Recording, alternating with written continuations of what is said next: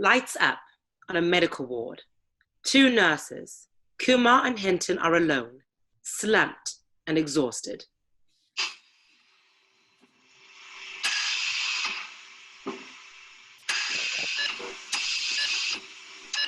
How long? Maybe 10 minutes, then we go back in. Okay. Code 10, room 517. Code 10, room 517.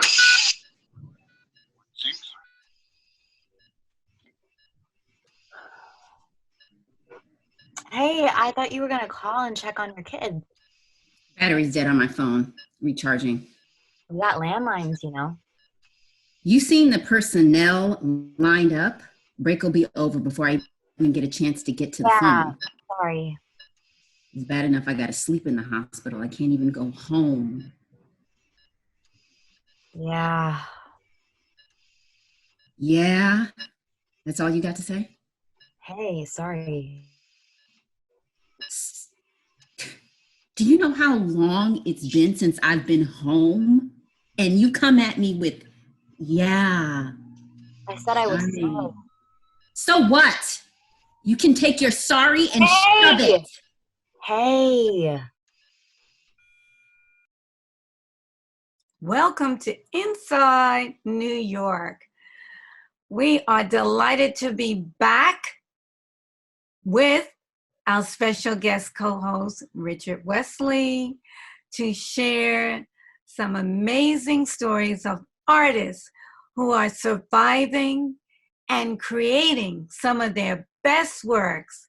And of course, Richard is at the forefront, who will be talking about this new and innovative play series that's been launched right on social media called Stream On, 10-minute play series. So Richard will be talking about that and sharing how he's doing during the coronavirus. Stay tuned. Richard, how are you doing? Because we've got these amazing stories of these writers and this innovative new project. But the first and foremost question I have, and I'm sure all of those fans that are constantly requesting feedback from you on social media, they want to know, how are you doing and how are you coping during this coronavirus? I'm doing fine. I am being creative in terms of writing, with the 10-minute play and trying to, work on some other original material ideas that I've had on my own. I continue to teach. Everything we do at New York University now is done remotely, of course. Health-wise, I'm, getting out there in the backyard, just beyond that window that you see just below there. There's the backyard, and I go out there and do my exercises and my stretches. Sometimes when I have an opportunity, I walk, like I'll take a big walk, around the area. I try to get at least 2 miles in, 2.5 miles. I don't do that every day, but, maybe every other day. So I'm, And you look good. Well, thank you. I'm trying to hang in there. Right. Yeah. So yeah, no worse the wear, as they say. Yeah, none the worse for wear. Right. So what inspired you to do the 10-minute play that they opened the series with?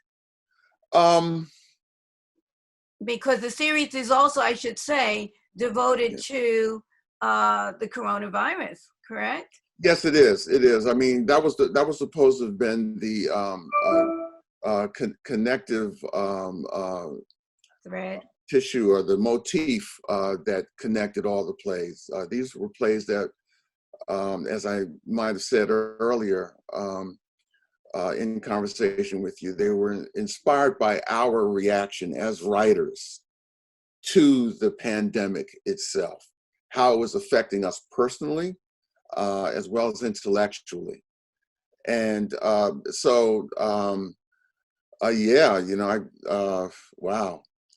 I had seen so many news broadcasts about the impact that all of this was having on the nurses.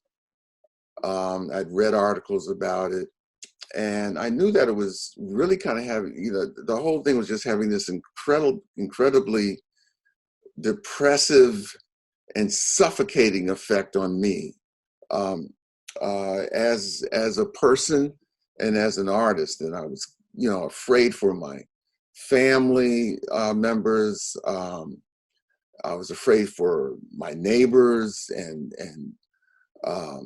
you know, it just, everything just seemed so, you know, just overwhelming, so many different kinds of ways. You know, it was out of a horror movie, like, you know, one of those Zombieland movies where everything has disappeared. And, you know, it was almost like, you know, you felt sometimes like you were the last person on earth. And how long is this going to go on? When was it ever going to come to an end? Are we ever going to survive this? You know, this is terrible. It's like everything has come crashing down. And I was, you know, feeling one of those kind of, you know, moods like that. And one day, one of the families up the street here from where I'm sitting, they came out with their small children. There are several families nearby have children under the age of 5. And they brought their little kids out to play on the front lawn and, you know, maybe ride their tricycles up and down the sidewalk and everything. And I heard these kids, these children laughing. And there was such joy and innocence in that laughter. It carried its own power. I remember it lifted my spirit, it made me feel better, and it reminded me about the power of life itself and how, you know, life goes on, life presses on, it continues. No, it's not the end of the world, because there's still a space in all of this where children can laugh. And it was out of that moment that I realized I'm going to write this play, because I had told, you know, Marshall Jones and Rick Kahn, who had asked me about it, about writing the play. I don't know if I can write a 10-minute play about coronavirus. Yeah. Then I heard those kids laugh, and I knew I had to play. I knew where it was going to begin, and I knew where it was going to end, thanks to those children's laughter. Yes. And how did you find those wonderful actors, Richard? Antu Yakub was an actress that I had met, and I'd seen her work at the Crossroads Theater. And I'd known her for some time now, and she actually had performed in one of my plays some years ago. And, you know, I said, okay, you know, she would be good for one of these roles. For the other, that role, that was the role of Hinton, a nurse named Hinton. There was another nurse named Kumar, Nikki Vishani. She is a former student at the Mason Gross School at Rutgers University. She's just beginning her career now. She's a very fine actress. Marshall knew her, and he recommended her. And I kind of trust Marshall. I trust his word. And he brought the two of them together. And they are just wonderful, both of them. They are just wonderful. And if I ever have the opportunity, I will definitely work with both of them again. They were just magnificent. Yes, and also one of your students had. Oh, yes. Yes. You're talking about Sienna L. Jones. Yes, she's in the graduate program in the Goldberg Department of Dramatic Writing, where I teach, and she wrote a play. Yes, and we should introduce her, the name of the piece.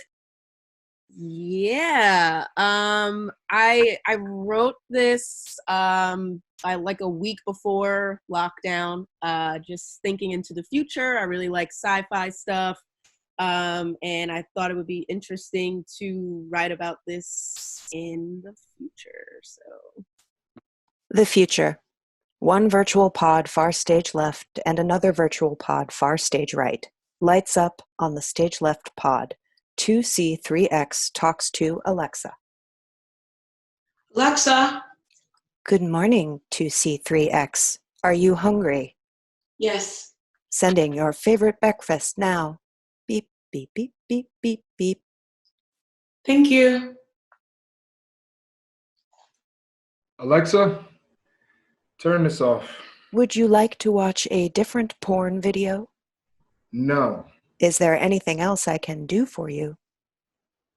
Give me human connection. I'm sorry, 8T1K, but you know I can't do that.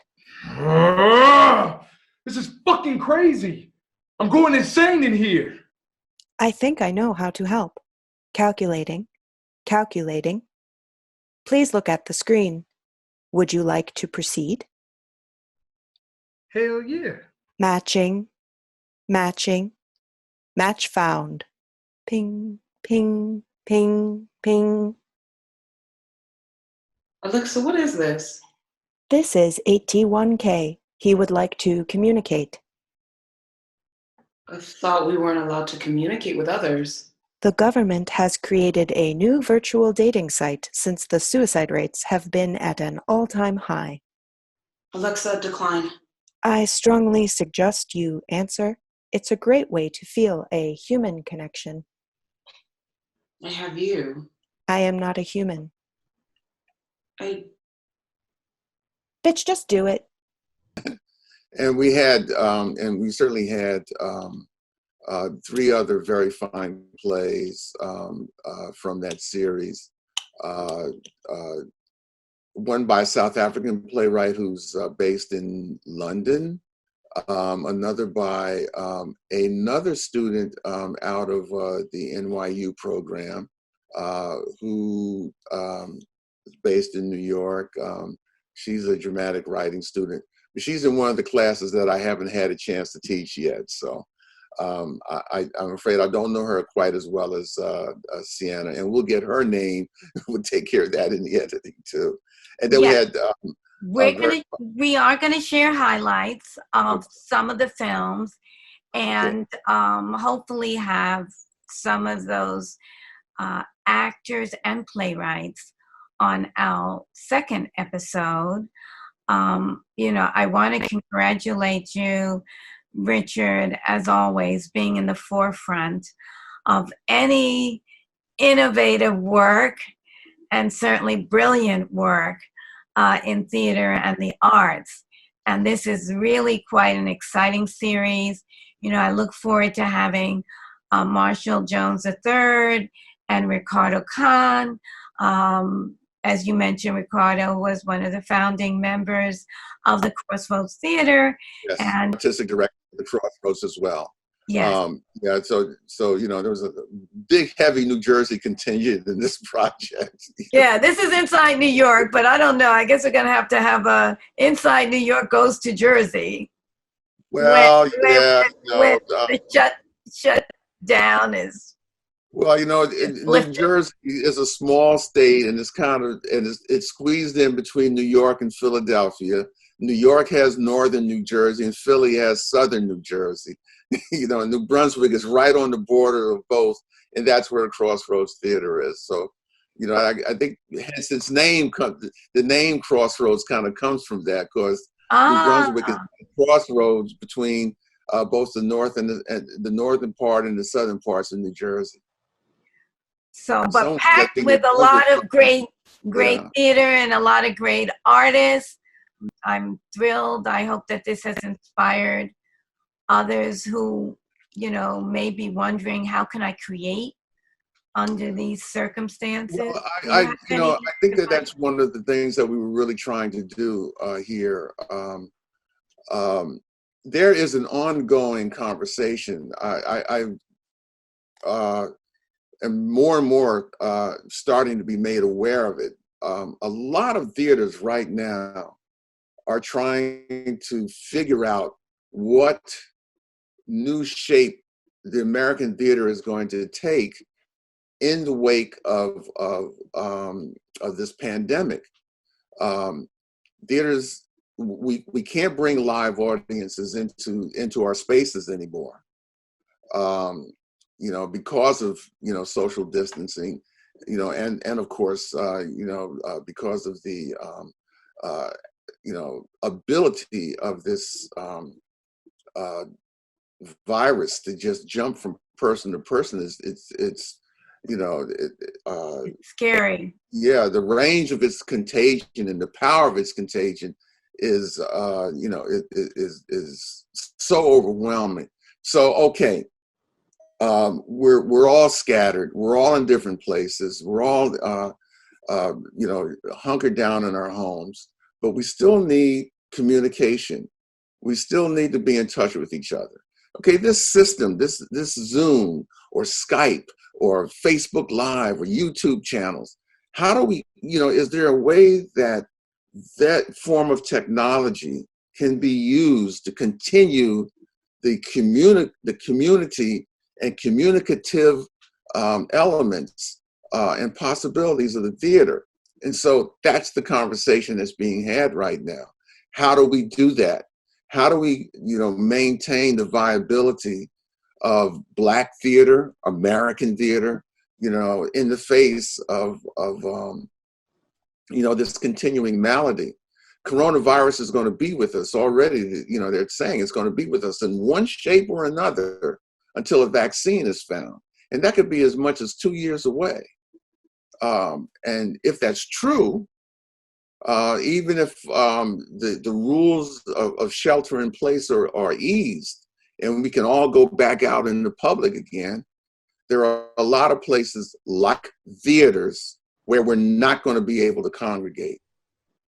And in the face of that, how do artists reach their audiences, and how do artists continue to create? And so that's what we're talking about now. Well, you're definitely starting the conversation, and you've even gotten me on Zoom, and everybody who's watching as I am. This is my first time on Zoom. We have no director, kind of just winging it. But I feel as I felt when I first started 25 plus years ago. Won't give the exact figure. And I was, as I was mentioning to Richard and Marshall, that this kind of reminds me of when I was in the DJ booth and we had a little keyboard and we would look and, we would shoot and we would have to be, doing the controls at the same time. So if you see my eyes as I've seen them, I say, oh my goodness, what's going on? My eyes are in the wrong direction. That's because I'm doing this for the first time. But I knew that what was most important is for you to hear from Richard. I think he looks great. And certainly what he has to say is even, greater. Do you want to, close your remarks about the festival and where we're going in terms of the challenges for artists during this pandemic, and your advice to artists struggling to create at this time? Well, my primary advice to artists is, something that Ed Bullins used to say to me all the time: just keep writing. We have numerous households that are living in very small apartments that are multi-generational. The idea of social distancing or having a separate room for the person who's ill and being able to quarantine them that way is almost impossible in Black and brown communities, you know, in New York, or whether it's in Houston, or whether it's Detroit or Los Angeles. It doesn't matter. This is, you know, that's how we are, you know, we are living. And our you know, parents and our young people generally have jobs that put them the most at risk. They are the essential workers. You know, from public transportation to sanitation to you know, caregivers to working in these meat packing factories and chemical factories. Louisiana, a state that you know, my father's family is from, and I have a lot of family members who are living there. Louisiana is a state that has been guilty for years of you know, not only economic you know, racism, but environmental racism. You know, the contaminants in the ground near those chemical plants in northern Louisiana, or the oil slicks that waft up into the Delta and are sitting right there at the foot of New Orleans. You know, all of that has contributed because that's where our people are. That's where they're living. And well, you know, I could go on and on, but people far more articulate in this area and far more knowledgeable than I am could give you all the horrible details. But I think for many of us, that we have direct knowledge of it because we have relatives and friends and people in our churches and in our clubs who have already been the victims of the kinds of discrimination in housing and education and you know, employment that has made these kinds of dreadful statistics possible. As you know, many people have said, it's been a pandemic on top of a pandemic. Yes. And it just reveals all of the cracks and the inequities when we have this type of, you know, crisis. You know, the people that are also highest at risk, the elders that are in nursing homes that really, you know, they're just beginning to get statistics all this time. And there are places in parts of, you know, rural America where people don't have running water. So, you know, how are you going to wash your hands? It's just, you know, well, these are, you know, these are conditions. You're absolutely right. I mean, that's part of the reality of what's going on. And, you know, I expect that going forward, to bring the conversation all the way back around to the arts, these are the things that I believe the filmmakers, the playwrights, the choreographers, the graphic artists, the photographers, these are the things that they're going to chronicle and talk about in their work. And, you know. And that's why we're here. Yeah, that's why we're here. And I think that that's, you know, that's just, you know, that's part of what being an artist is. We are the, you know, the very sensitive antenna of the societies that we live in. And as we used to say, the New Lafayette Theater when I was in Harlem, our job is to show the community who they are, where they are, and what condition they are in. That's what artists do. And you're doing such a great job. And again, I must commend you.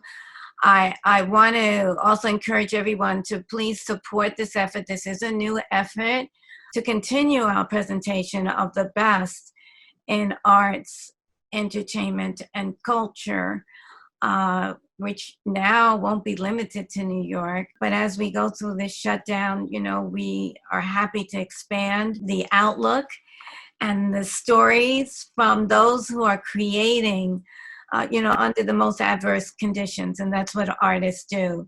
So Absolutely. we hope that that will inspire you. We hope that you will support this effort. We will be starting a GoFundMe campaign to not only continue this work, but also to archive and distribute the work of so many great artists that many of which we can't even hear from today throughout our 25-year history. And I have to thank Richard again for joining us. Look, our break is over. These patients, the other nurses, they need, everybody needs.